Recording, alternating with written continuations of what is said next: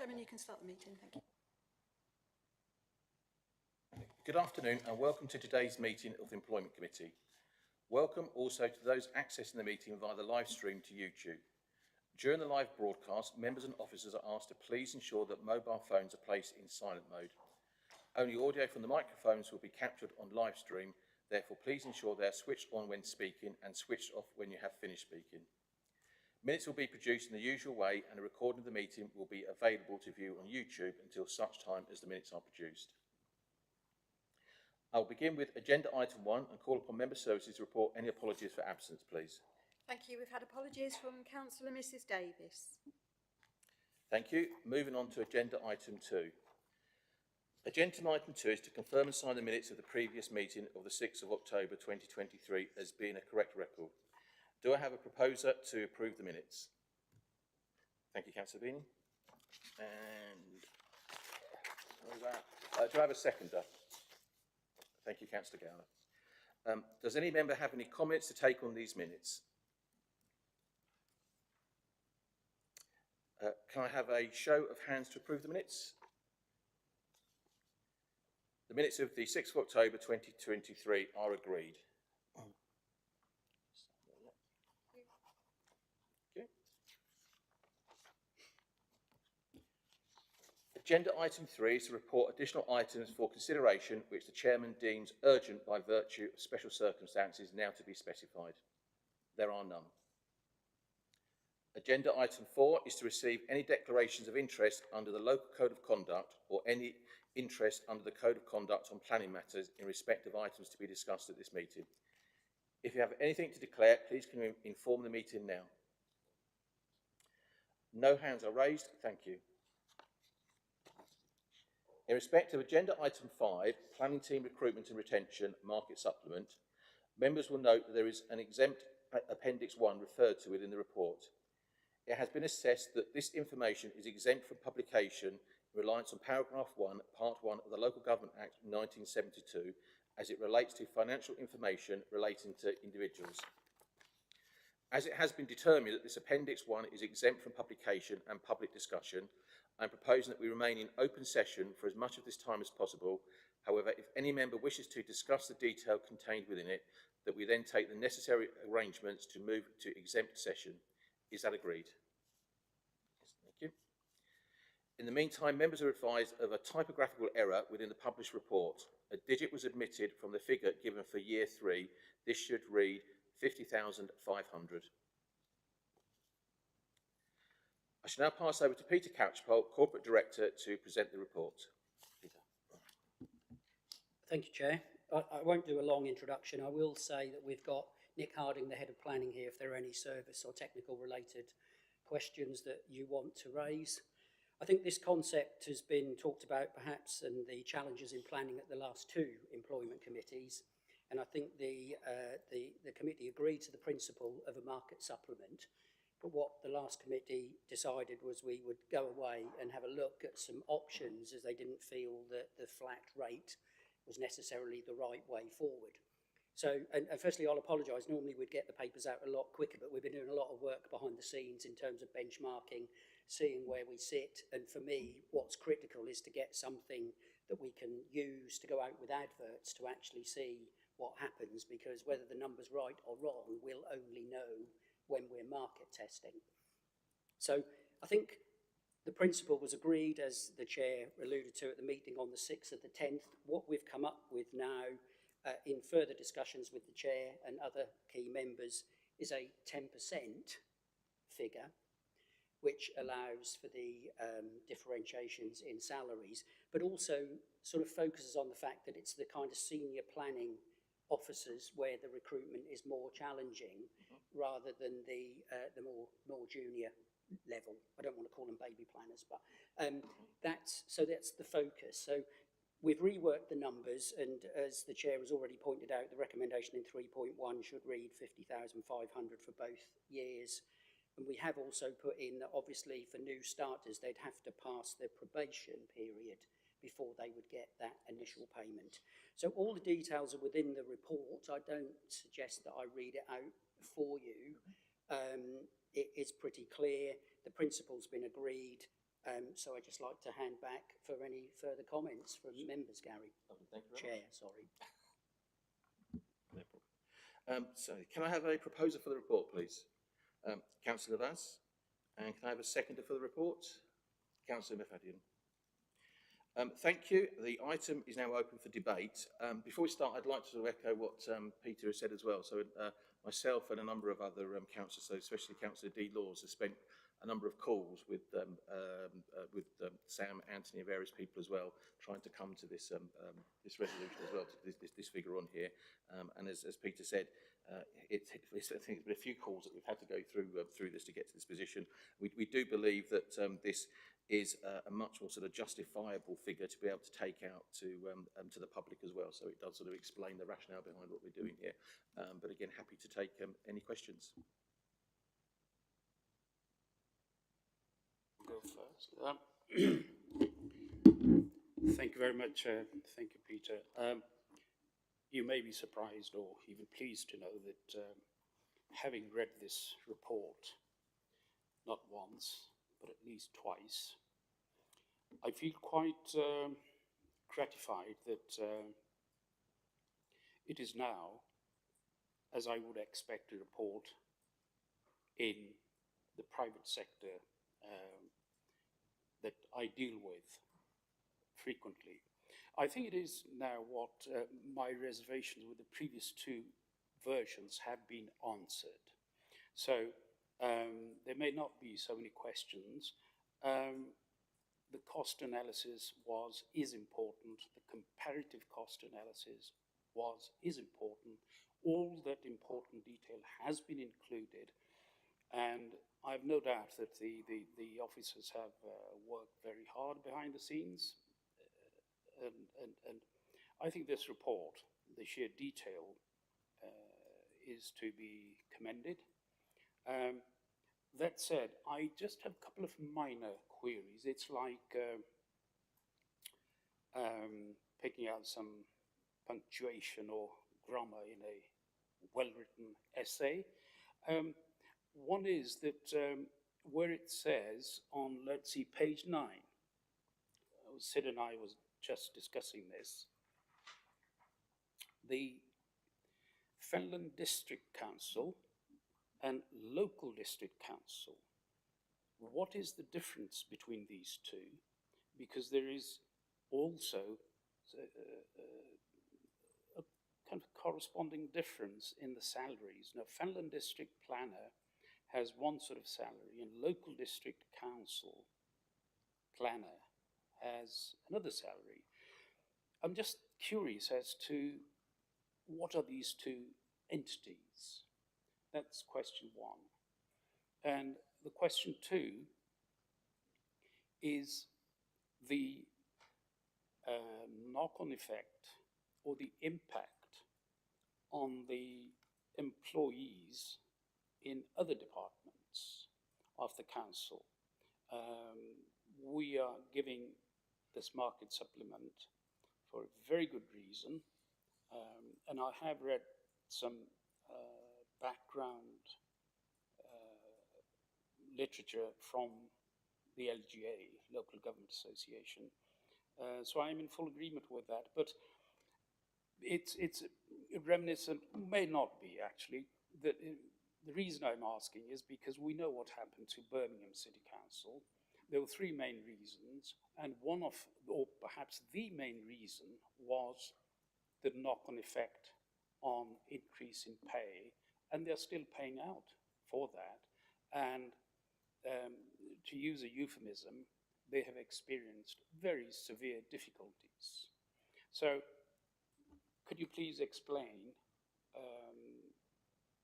I've no doubt you've considered it, but what has been the response and what is the provision should that occur? So these are my two questions. Thank you. Peter, I'll hand over to you, please, yeah.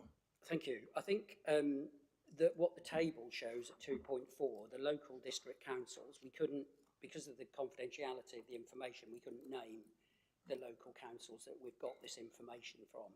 And I think there's a wide range of differences here, but we felt as though we weren't completely out of kilter So we have done, when it talks about a local district council, they talk about our neighbours, but for confidentiality reasons, we couldn't put their names in.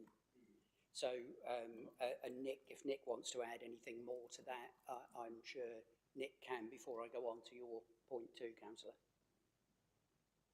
Yeah, thank you, Peter, and through you, Chairman. As Peter has alluded to, we've simply not named those district councils just to not sort of name them openly in the report. Clearly, if people were to go out there and Google away on vacancies in Cambridgeshire authorities, then they'll be able to find the information for themselves. We didn't think it's appropriate in the circumstances. The other thing to bear in mind is that each local authority, when it's created a job description for a particular role, has gone through that organisation's job evaluation process, and that's what has ended up with the salary range that we've indicated in the report.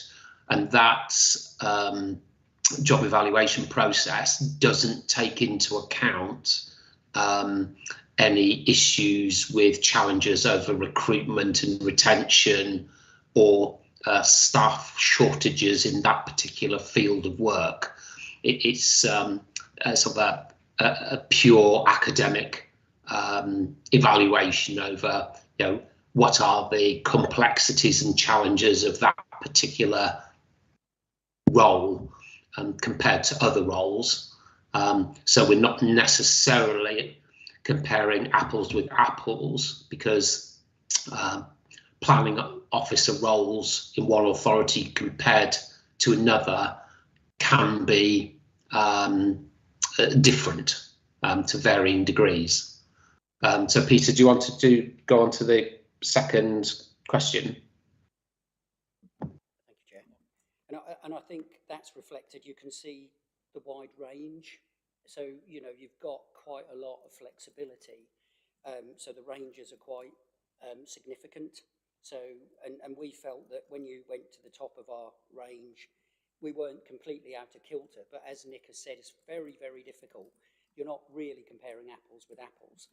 And that's the problem I get a lot with benchmarking, is because no two jobs are exactly the same and there are different demands.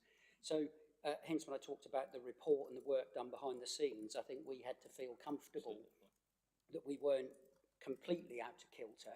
But again, as Nick has said, it's not always apples and apples, because unless we work for these other local authorities, we don't know exactly what their senior planner is doing. So we felt, you know, we weren't out of kilter. We felt that we'd pitched this market supplement at the right level. But only time will tell when we actually go out and advertise and see whether we can attract people into those roles. And going on to your other point, Councillor, I think as a senior management team, we've debated this long and hard about the impact on other areas within the council. And we haven't hidden away from the fact that we're doing this, because there are, across local authorities, across the country, there are recruitment problems. But it's planning which has got the most significant challenges at this point in time. I'm not saying there aren't challenges in other areas, and there are, and the chairman will know from audit and risk that internal auditors are quite difficult to get hold of at the moment as well. But we can look at other arrangements for internal audit in terms of sharing services, consortiums with planning. It's very unique to the district council you're working for, which is why I think people understand, the staff know what we're doing. We've had no real, there's no pushback on this, because they realise planning, out of all the services a local council offers us, is out there, is the most emotive and is probably the most challenging. Thank you. Yeah, that's excellent. Thank you very much. So, I've just got one. Yeah, thank you, Gary. I look at this and the numbers that are on here. We've debated the principle of what we're doing here today, and we have got a real problem in planning, and we have got to do something to put this right. If it means that we get problems from other areas of the council, well, not problems, if there are concerns about other rates of pay, that's a separate issue. We'll deal with that when that comes along. You can't deal with a problem until it arises, and we haven't got a problem at the moment that we're being made aware of anyway. I mean, I look at these numbers with minimum wage keep going up. With a bit of overtime, you could earn this money working at McDonald's. And these are professional people. This is that there are people who have worked hard to get to where they are, and financial reward is part of what they should be receiving. And if you get staff that are feeling undervalued, they leave. And retention causes as many problems as having agency staff in. People don't get in a rhythm of working. You want continuity of work throughout, which is another area that we've fallen over. I don't think that's really been deeply looked at. We know it's there, but the longer you can keep somebody in a job, you get continuity where teams working together, you get better production, you get a better output.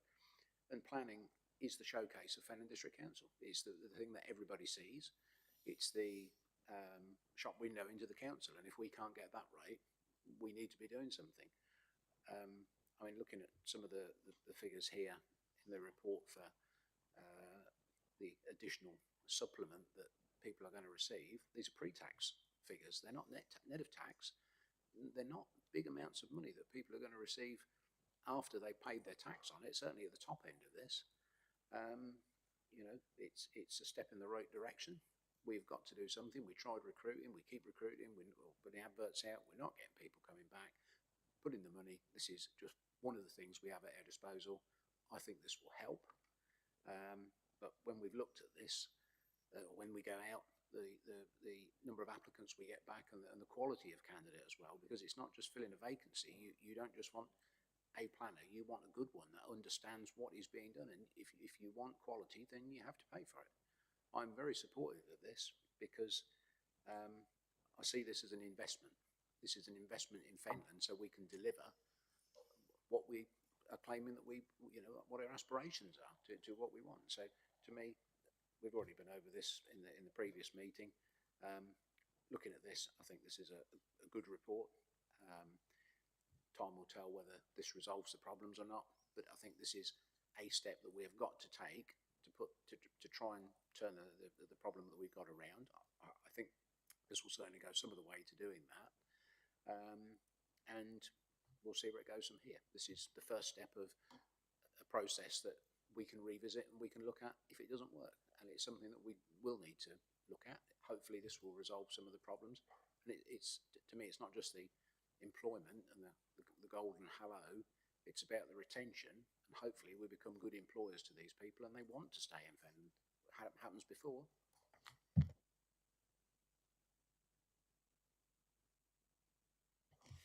Yeah, thank you. I apologise, I weren't at the last meeting, and if I bring up anything that's already been discussed, I apologise. But when I read this report, you know, we've got 11 vacancies. Seems to be quite a lot out of a team, really. And having had people work for me in the past, you have to create a good working environment. You have to have a good team. You have to, where everybody is valued, and you can have training in the job to move on to, you know, increase your job, and a happy place to work. And you get 11 vacancies, and you just wonder, you know, is this a happy place to work? Why do 11 people want to leave? But that's an observation.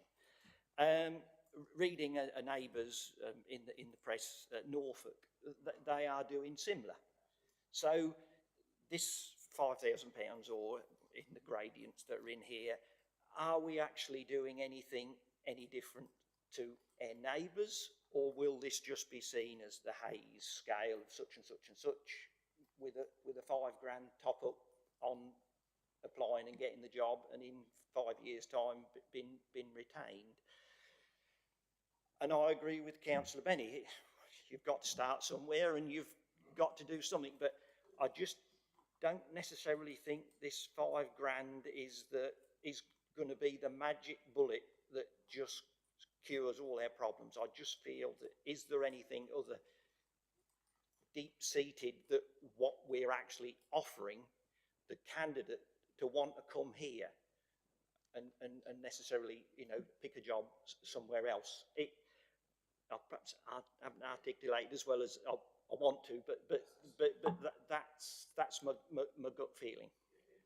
Let me take one, because I've been involved in a number of the calls where we discussed this, and that was the reason for going to the 10% figure rather than the 5,000. So it recognises an uplift for the more senior roles in there. So it's and you're right. I mean, other district councils are thinking of similar lines, down similar lines, which is why we wanted to do this meeting, because we really want to get ahead of the game with it.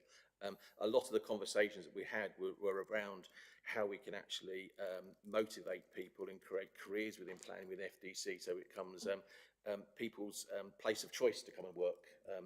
And we've talked about things like creating a centre of excellence and you know, somewhere where people will want to come and work, basically. So there are various other things that we can do in there. I mean, one of the things I'd like to propose as well as this, I know we are the employment committee, and this is the planning recruitment thing, is that we are kept informed as to the progress of the recruitment of the planners in there, because like you, I think in this market we need to be able to react very quickly and speedily to anything that we can do to capture and get the right candidates to come forward into these roles to build up that centre of excellence for Fenton District Council.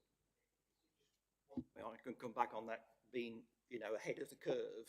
Yeah. I would think it's 12, 18 months ago, our neighbouring council, Norfolk, was offering this then. Yeah. And one other thing that does concern me a little bit, I mean, I know that, once again, Councillor Benny said, you know, the other departments in the council are not reacting to this, but with all the financial difficulties Nottingham got into with unions and equal pay, and I know there's ladies and gentlemen involved, you know, are you creating something that could come back and bite you with unfair pay because someone in the refuge might be equally as qualified as what a planner is, but if the planner's getting £5,000 on a Hayes, whatever grade it is, and they're not, you know, could that lead to financial repercussions if it came for unequal pay? Well, I don't believe it will, but I'll pass over to Peter. Well, thank you, Chair. I mean, you know, we don't know. This isn't the first time we've done this. We've done this historically in environmental health with specific officers. So this isn't a new thing now. It is a new thing for planning. But I think, and Nick can add a bit more to this, but going back to your original point, Councillor Clark, some of these vacancies arose because we used to share a service with Peterborough, and because that was stopped from the 1st of April. So these roles are actually, some of these roles were carried out in that joint working arrangement.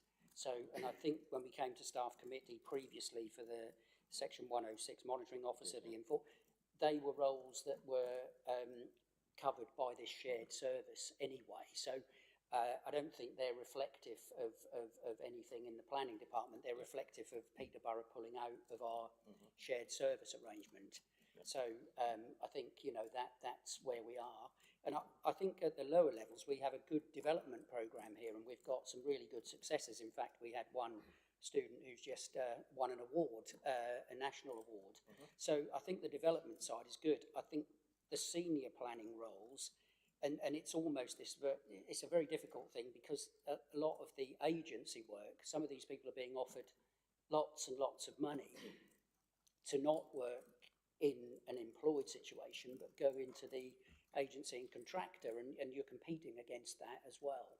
So I think it's a very, very difficult place to be in at this point in time. And one of the points of doing this is that we think if we get this right, we can save money on our agency spend.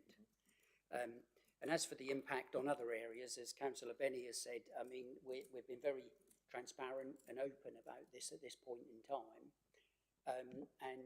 We're confident going forward. We haven't hidden anything, but I think this is something that needs to be done in a service that needs it and is the visible face of the council. I don't know whether, Nick, you want to add anything else from a service perspective? No, thank you, Peter. I think you've covered it all admirably. There's nothing more I can add.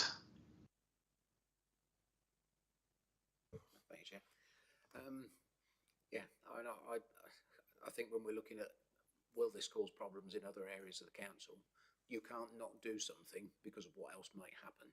We've looked at this, we've come up with a plan, and with any plan, it survives until first contact with the enemy. And these days with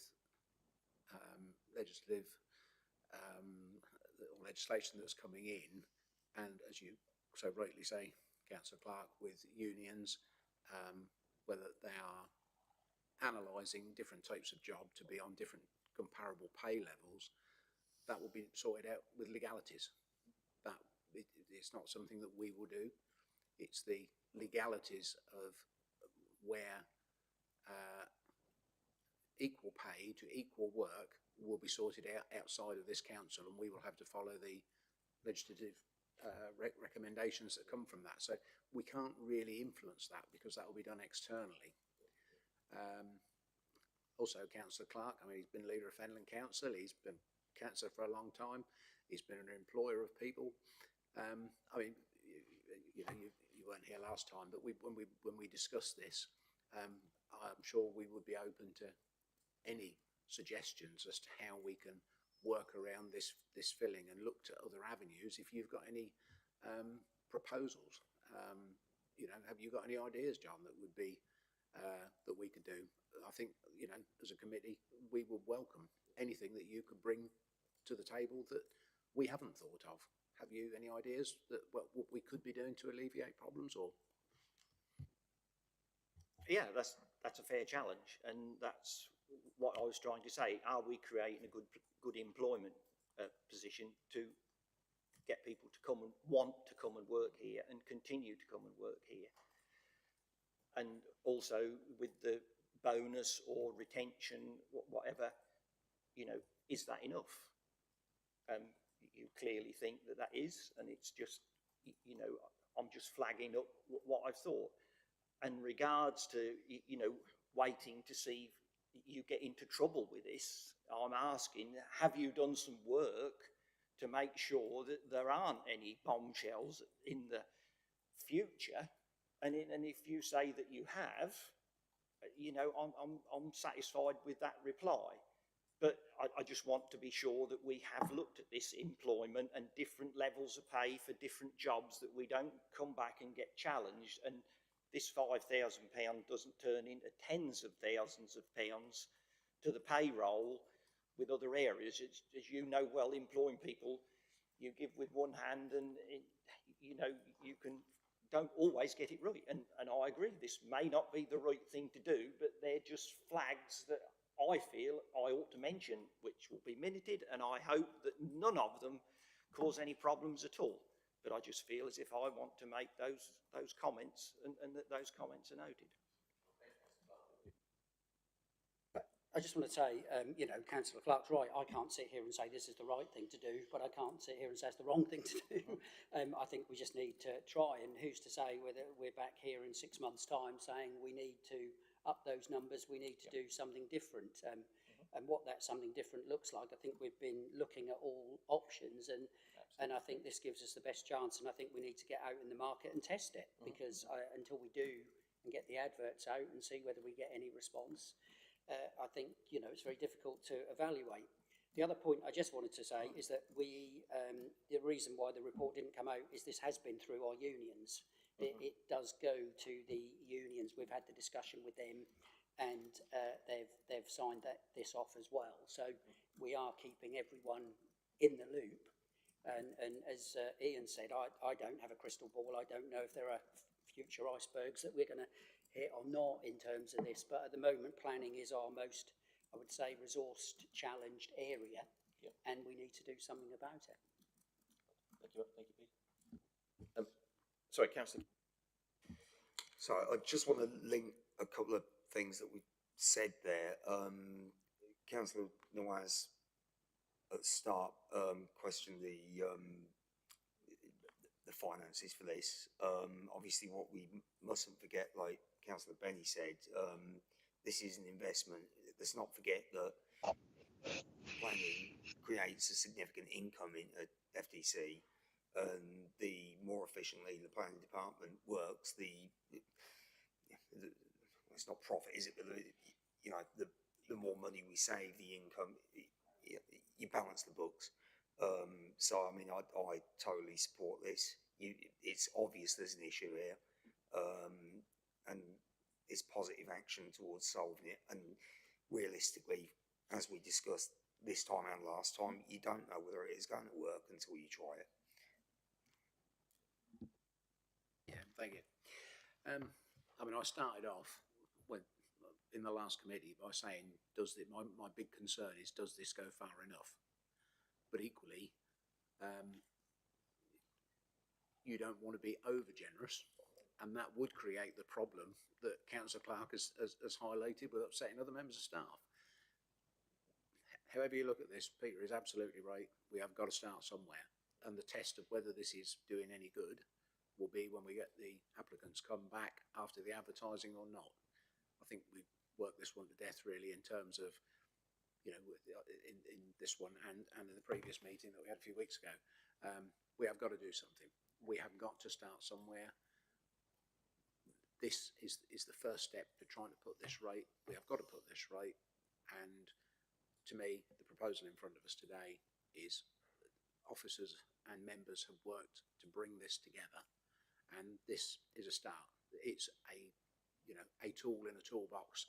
And if this doesn't work, then we have to come back and start looking again. If it does work, then we found the right solution.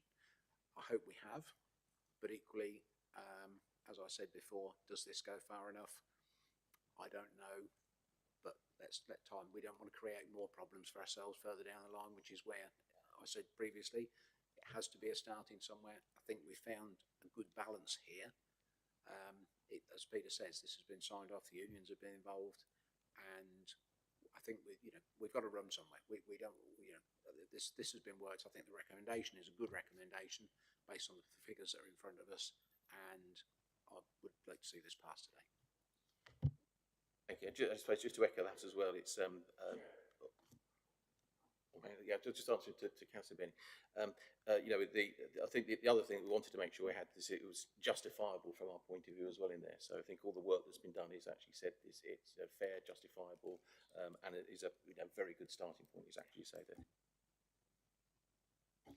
Thank you. Yes, I know we keep coming back to the same point. I think all three of us at least have revisited this point, and I know Peter has said that they've had very extensive discussions and debated and discussed and so on, and that there are not likely to be the repercussions that we seem to think that there may be.